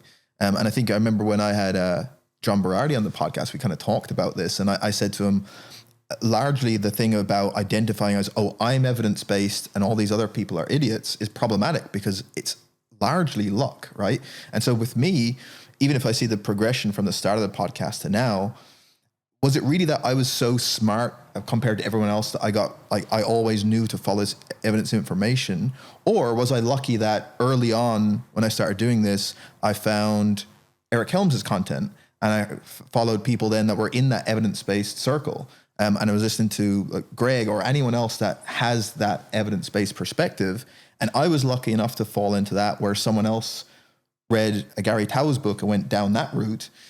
And it's not necessarily their fault. It sounds really compelling. It's not because I'm inherently smarter than anyone. And so I think that's why we try and reserve the criticism for the people who either should know better or already do know better. And they're doing it for personal gain. And that's where the criticism needs to be reserved for. No. Yeah. No, Eric, I was going to say there's so many things both you, Danny, and Alan, all three of you said to launch off of. But one that I want to talk about that is a little bit more sobering. If Alan sometimes can be annoyed at certain things, one thing that I am slightly fearful of as a result of COVID, and see, Eric, you're in New Zealand, my man, as I saw how, some of my associates online, how they reacted and so forth, that I think COVID, the fallout from COVID was so severe with the millions of deaths that you think it would have provoked potentially a different response in a certain percentage of the population. That one of my minor fears is that if something else, not COVID itself, but let's say another pandemic was to occur, that it would need to be a magnitude of order higher in terms of severity before people would treat it with the proper, level of, conforming to certain things or whatnot that would be necessary in order to prevent a certain amount of deaths. Because to Alan's point, at a certain threshold, like we talked, exercise, nutrition, whatnot, the real world outcome of not following some of these things could be potentially catastrophic. And I did notice near the end, while there were some people making, phenomenal, either posts, blogs, a variety of content to help kind of elucidate, very nuanced topics. You did see the rise of what you said, Alan, which is the, let's say, like maybe COVID denialists, however you want to say, contrarian, whatever. And that's why, like, if you listen to them, it's like you would believe via guys like, I don't know, Jordan Peterson, that like in Canada, they're literally knocking on your door and shooting you if you, go outside, like whatever the case might be. And the amount of fatigue that was built up by people observing and going down rabbit holes in the society, you could kind of get a general sense that people were more or less fed up, but also downplaying some of the role. It is astounding to me, I would say, that Eric, to me, it was two sides, man, real quick before we go on. That not two overall sides, again, not trying to have a false dichotomy, but of people that start questioning, oh, wait a second, like, who are we putting forward? Like, what is the information being presented? Oh, these people are associating with these people. It's like, well, where lies the evidence? Where are the experts? And then other people where it's like the medical stat, like, who are the number one most hazardous people in our space?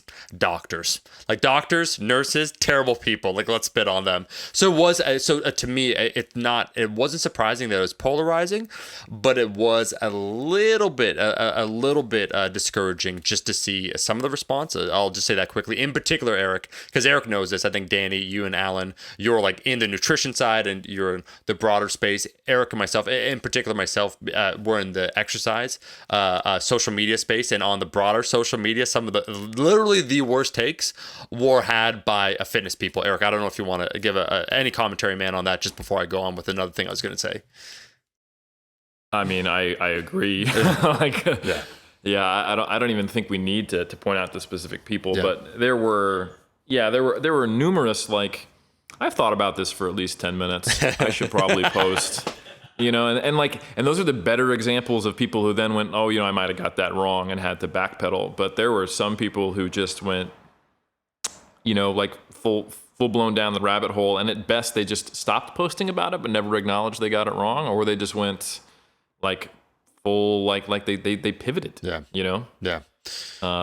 Hulse style to all the kings out there that he wants to speak to. No, Eric, to your point, and that's what, Alan, I want to say shout out to you, man, where you brought up, man, underground wellness. I remember that. And Danny, to your point, my launching off point was more like 2011, where I was on the T Nation forums and someone linked off body recomposition. And then from there, where there was an argument, and it was more, and that's what I was going to get to, maybe the real final topic now to keep you guys, because I know you have to record another episode, would be Sigma Nutrition, would be what can best be done when an actual expert is brought on in order to have them be better absorbed or respected by the general populace. And I'm half joking when I say this, but no joke, I do remember this from over a decade ago.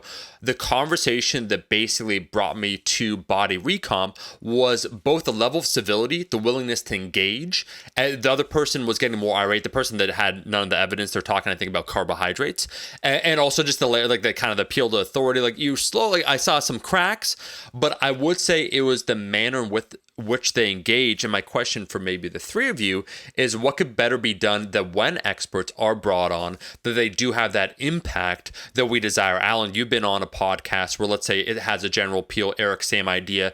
And part of my fear that I think is that those that are science inclined, that are in academia, it's kind of the antithesis of being a rock star commentator, right? Because you're more cautious, you're more tentative with your conclusions. And what is that perceived as, right? right, you're less confident, right? So when you're asked a direct question, Alan, you're not going to say, well, this is like 1, 2, 3, this is what you need, let's go here. And like you smile and you have kind of like that, like charisma and the, you know, the PR package that, let's say, like a lobbyist would have. So you basically have someone that is well vetted in the space for being likable, maybe on the opposing side. We've seen it. And that's what, like, shout out, actually, I'll give a shout out. You brought up Joe Rogan, to like guys like Lane Norton when he went on, where he's like, all right, here's what I'm going to bring on. Here's like the evidence, like so on and so forth. And you might have on someone on the other side, as in, not in that specific example, so let me be more broad, that's really slick.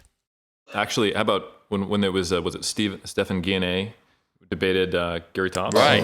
Yeah. And read the comment section. And I really don't think Stephen Guyenet was the way that people, like, he was characterized as just being a dry jerk. Yeah.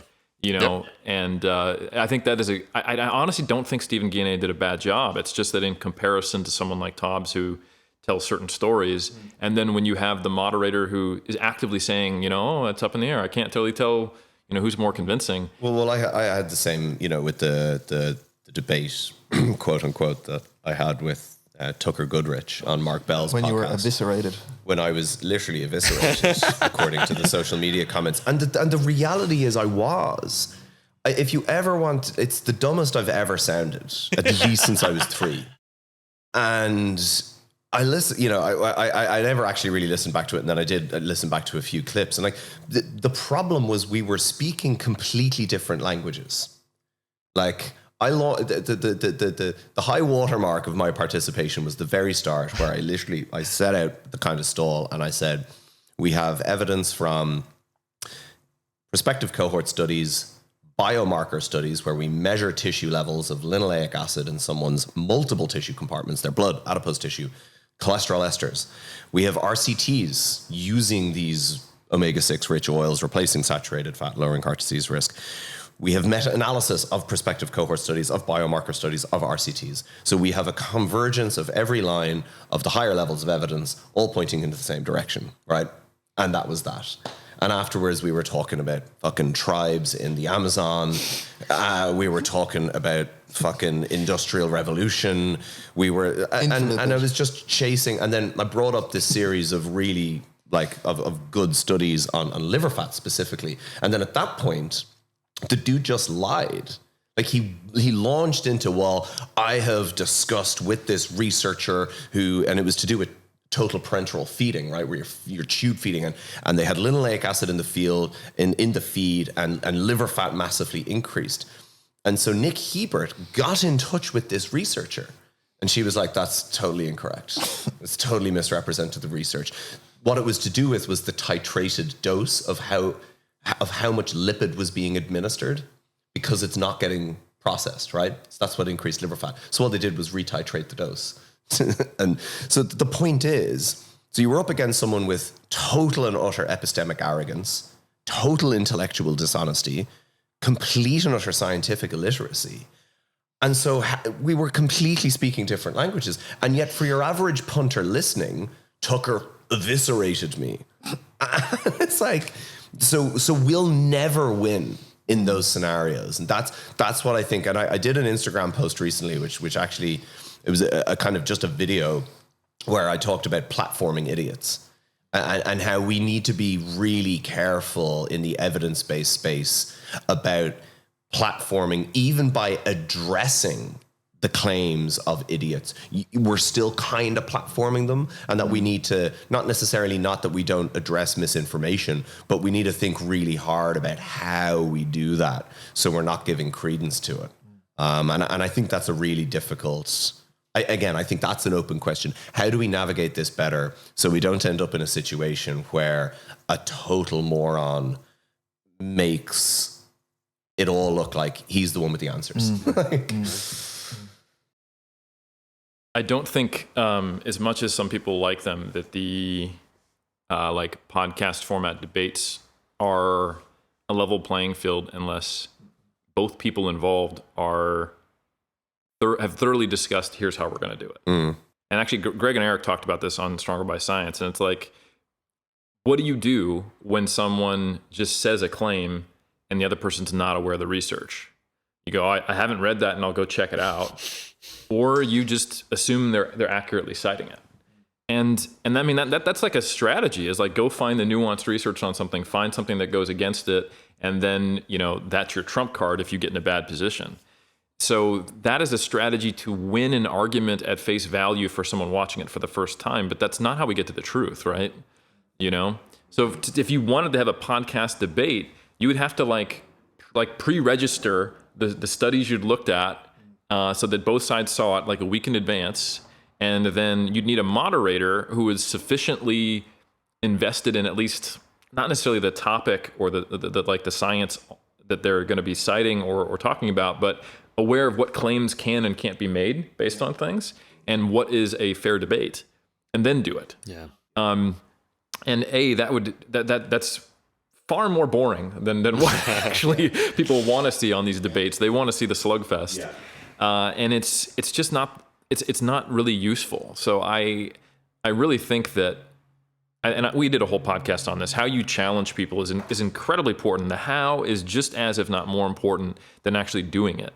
And it is, it's most of the time we're going into something with a different set of rules or a different language like you described than the other person. And I don't think that's going to necessarily go well. I think we have to spend more time educating people on how do you come to understanding quote unquote truth, if you will, or get closer to it first. And then when you are in these situations where you're discussing with someone, you have to ask genuine questions about, so like, oh, well, how do you make your conclusions? And sometimes the person will be like, I don't know, I just sound right. But sometimes people, you'll actively find out that they value, anecdotal experiences more than research because they don't get research, or it always it contradicts itself or the things you hear. So your meta-analysis grand slam to them is just like, yeah, whatever. Yeah. And then you don't know where to go. You're just like, wait, umbrella meta-analysis of 30,000 people doesn't do it for you? And they're like, no. And you're like, well, I have nothing now. Right, exactly. Well, that's it. Yeah. Yeah. Well, hey, I will say I do feel confident, Eric, if you're ever on Joe Rogan, one, because you're studying, you do know how to handle yourself and be an empathetic, a person in the conversation, so you could bridge the gap. But also Joe hosted Fear Factor, so he has intense experience being a moderator, being in the hot seat, asking the tough questions, being in a pressure environment. So I have no doubt he would be charitable should you ever be on. For a serious second, though, I will say that I have learned to, probably because I started as a bro. Yeah. I actually remember it would have been like 07 or 08, before I was in academia, I was just a narcissistic bodybuilder who wanted the answer. And I think Alan Aragon was the moderator on the forums for the post-workout nutrition stuff. And he kept giving me these nuanced answers. And I was like, bro, just tell me how much carbohydrate you eat post-workout. And he eventually was like, okay, I'm going to do this, but you need to understand this probably doesn't matter. Then okay, whatever, 50 grams, sweet, I'm out. So I used to be that guy because I was purely just trying to get simple answers for what I was going to do to reach my goal. And it was very kind of like input, output, outcome oriented. And, now I am who I am today, 14 years later. And I have learned to try to step back in time and think about it. Like what do I need to trust? Like I want to find someone who is bigger or stronger than me, who's tried this and it's worked. That's how I make my supplement decisions. So when I shift into that mindset, I don't try to convince people with scientific research unless they show me that they're interested in it. Like if they want to give me an in, and then I will briefly explain what an RCT or a meta-analysis is and say, well, here's what that shows. But up to that point, I just try to use logical examples, and I'm also not trying to convince them of what is true. I'm just trying to show them that maybe they should have more humility or doubt. Like as an example, in the typical low carb conversation I have, where if they started the hard line of, insulin hypothesis, you simply cannot get shredded on higher carbohydrate diets. I just show them example of 10 natural bodybuilders who come in on stage condition at 200 to 300 grams of carbs. And then that will typically get a response of, oh, I think they're on steroids. And then I have a conversation about that, and I try to help them understand it. And if then they shift the goalposts again. And most people just get frustrated by goalpost shifting. Mm-hmm. I see it as a concession towards them having to figure out new ways to explain this change in reality. Right. And I go slow with them. I don't like point it out. I don't like hammer them. I don't get, and then they go, okay, so now they've acknowledged that perhaps there are some people in some conditions, maybe they've got the right genetics for it, or they have to be exercising, they got to be really lean, but carbs can be okay in those situations.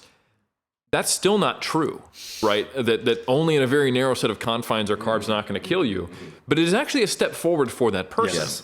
And then I'm like, I'm good. That seed's growing, and that seed oil is growing inside of you, destroying your health. No, but like I've helped them take a step forward and acknowledge that there are some limitations to what they believe, and that does a lot more than most people think. But I think most of the time we want that vindictive, like, emotional release, like what we really want, and why people really like to see, like, more power to you, I love you, bro, but I don't necessarily think this is the best way. Like Lane Norton dunking on the bros. Yeah. I don't think that necessarily changes hearts and minds. I do think it is really satisfying for other people to get that emotional release.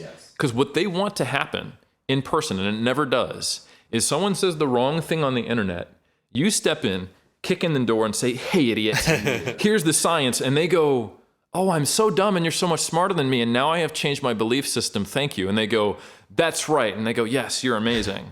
Yeah. That's never where it ends.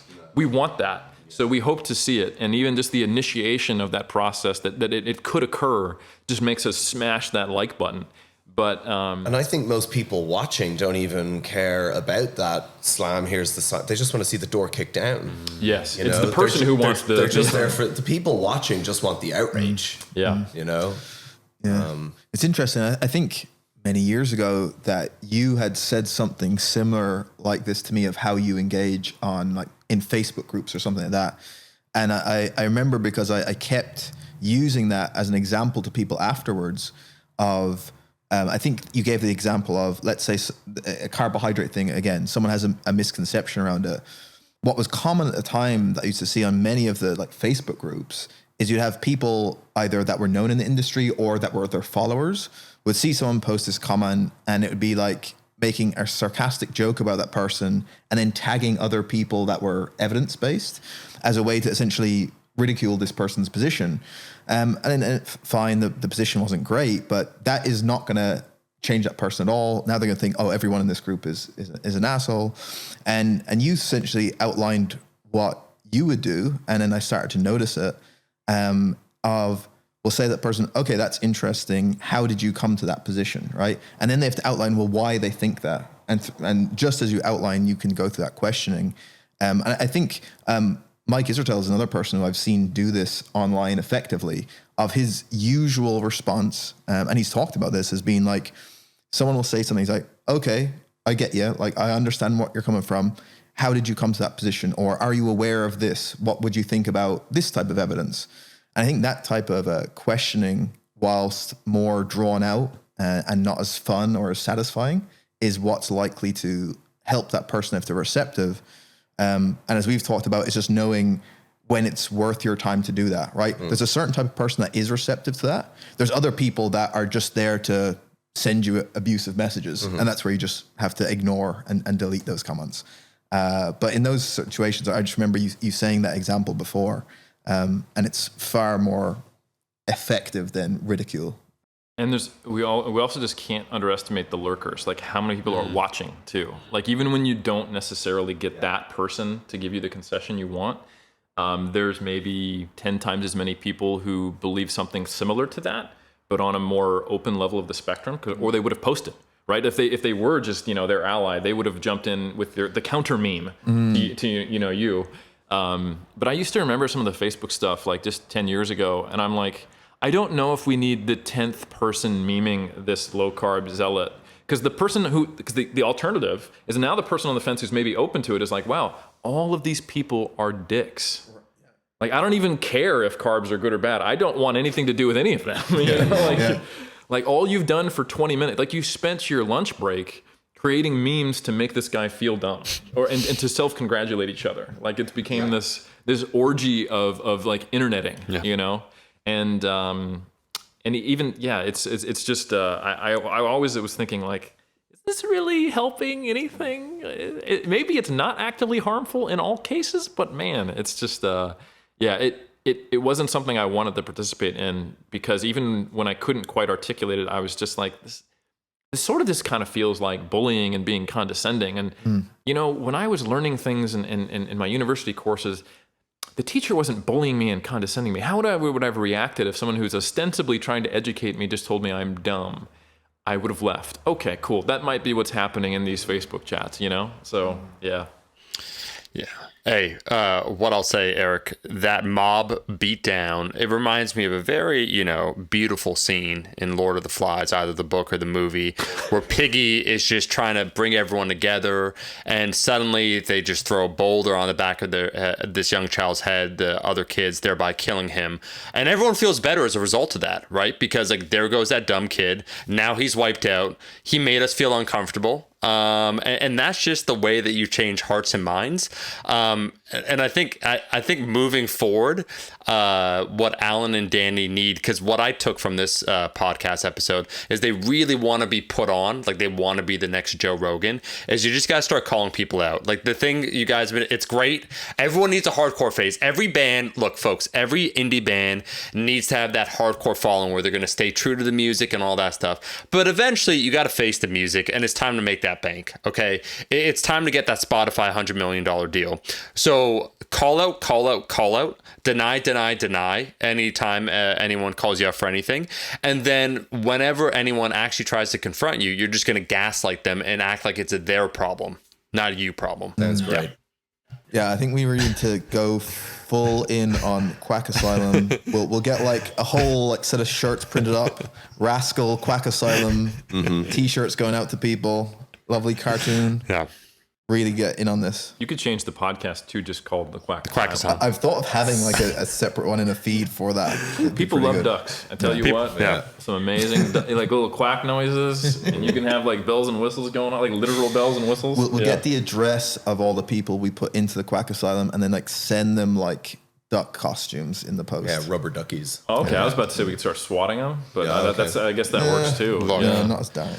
Hey, so I guess Danny, what we can ask you and Alan then is that what does the future hold? Because we're trying to gaze into our future. Eric and myself in our relationship, we're just going on to our 4th year, but you're all the way, like you're 8 years deep. You got your whole squad rolling up. You're assembling the Avengers, and now 8th year, entering, let's say 9th year, moving forward, decade of dominance. What is next then? Because you've been forming, as you've alluded to, with bringing on people like Neve, Alan, more people on board, and even like the Quack Asylum, we're joking about that, but that segment. What do you anticipate the future then holds for Sigma Nutrition?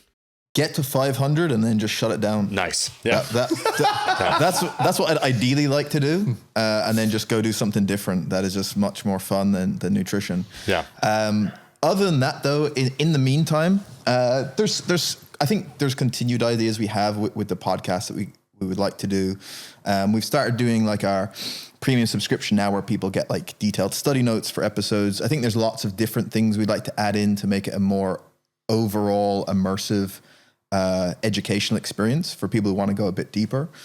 Continue along that line of what do the people who typically listen, what are they listening for, and what other things can we do to provide that would help them. As a kind of side then that's kind of related to Sigma, but that's kind of very much me and Alan have been working on, is a project that is essentially aimed at those people who want to be able to appraise nutrition science research specifically, and walking through exactly how to do that in the context specifically of nutrition science, which had its own nuances. And I think we're quite excited about it because it gives people that layer of not only just relying on, again, conclusions we may give, but if they want to go a bit further and be able to branch out and to be able to read papers themselves, or just one that they see someone posted who maybe has given a conclusion, do they get to the same conclusion as that? I think that's quite interesting. Teaching people how to fish. Yeah, that was kind of our initial operational title under the hood of like teaching people how to fish. So I think that's quite exciting. So just continuing on in that vein of what way can we help people in terms of supporting educationally. And then if I get to 500, yeah, it might be time to shut it down then. Or I might just ride it out until like the 10-year anniversary and then shut it down. Yeah. So it'll be like not too long after that. And then, do something actually important with my life, I suppose.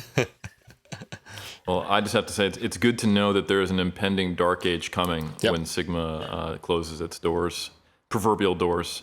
I don't know if podcasts have doors, but so it's good to know that there will be a point, like you said, you're peerless.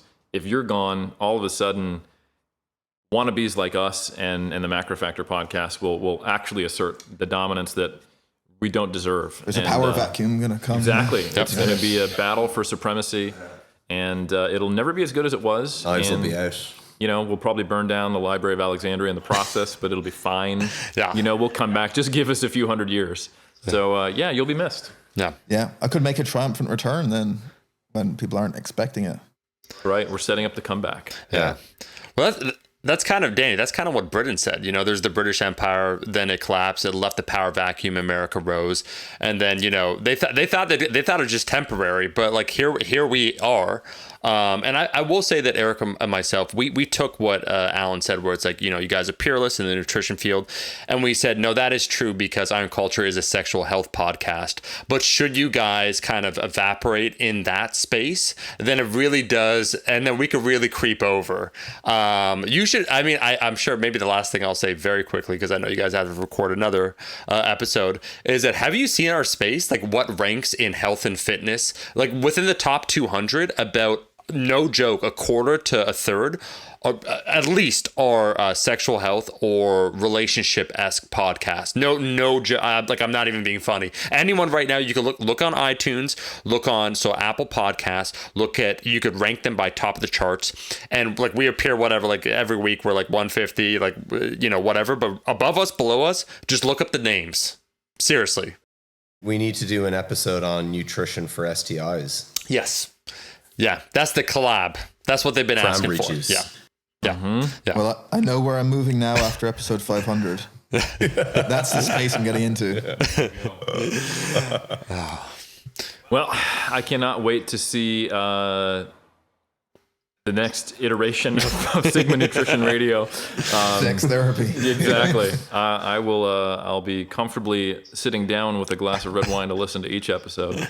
But in all seriousness, no, I just hugely appreciate you guys both taking the time for what you have done, are doing, and will continue to do before the collapse in the nutrition industry with that dark age that is only 50 episodes away.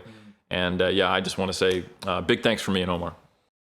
Thank you so much for having me. I've been overcome with all the compliments today. Probably not deserved, but I am trying to learn how to take them. And I would say to you, Omar, don't feel too bad about anything you say, because I'm not actually a nice person. I'm actually but part of being a sociopath is that I can manipulate you into thinking I'm a nice guy in public, but really I'm terrible. So you shouldn't feel any guilt whatsoever. So it's the benefits of sociopathy. Yeah, he doesn't feel any guilt. So. I don't feel anything. No. I feel nothing. I will say, I will end on that and say I want to echo what Eric said about both of you, what Neve, the entire gang at Sigma Nutrition, what you're doing a hell of a lot of good, and it is a public good then that you're providing for the space, and you do have to recognize that. So when Eric told me it was damn near 8 years, wow, like here's to at least another 11 months, because at that 500, can't wait for the peace out. I want to thank, speaking of which, on the other hand, Iron Culture, if Sigma Nutrition is peerless, we're eternal, truly, we're timeless. There will never be a time where we're not on. That's why we say you can leave a rating and review. People typically leave 5 stars. We have a strong reason to believe anyone that doesn't is one of our enemies, or associated with one of our numerous enemies. But nonetheless, we're back literally every single Monday from now until the end of time. So we'll catch you in that next episode.